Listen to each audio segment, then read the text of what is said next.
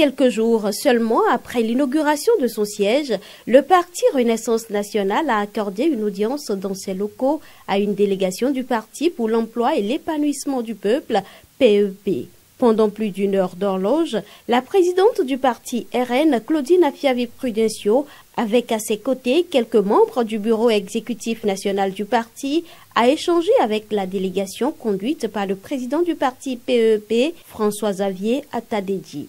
Se réclamant de la mouvance présidentielle, ce parti naissant est allé présenter à la présidente du RN ses civilités. Au sortir de l'audience, François-Xavier Atadedji résume les préoccupations abordées en un seul point. Ces préoccupations se résument en un seul point: affûter les âmes en tant que mouvancier pour que en 2026 la continuité soit assurée, pour que les acquis du gouvernement de la rupture soient pérennisés et que nous préservons ces acquis et que la continuité soit de mise.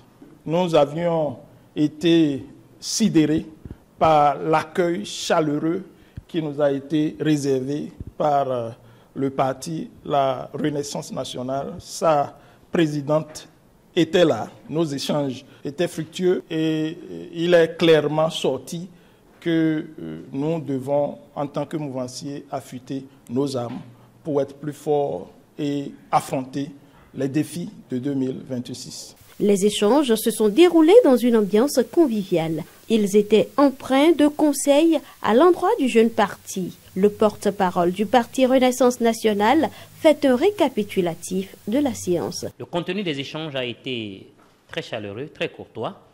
Plusieurs questions tournées autour de la naissance du parti PEP, du niveau de la procédure par rapport à leur enregistrement officiel, de l'idéologie, mais également du projet de société que ce parti est en train de proposer à la population béninoise. Une chose est sûre, un lien commun lie tous les acteurs de la mouvance présidentielle, c'est la pérennisation des acquis du gouvernement de la rupture pour l'épanouissement, pour le développement, pour le bien-être du peuple béninois au-delà des élections de 2026. Il n'a pas été exclu une synergie d'action dans les mois à venir pour faire face à ces élections-là. Plusieurs conseils ont été également prodigués de part et d'autre, surtout venant du parti Renaissance nationale, de sa présidente et des cadres du parti, à l'endroit du parti naissant qu'est le Parti pour l'emploi et l'épanouissement du peuple.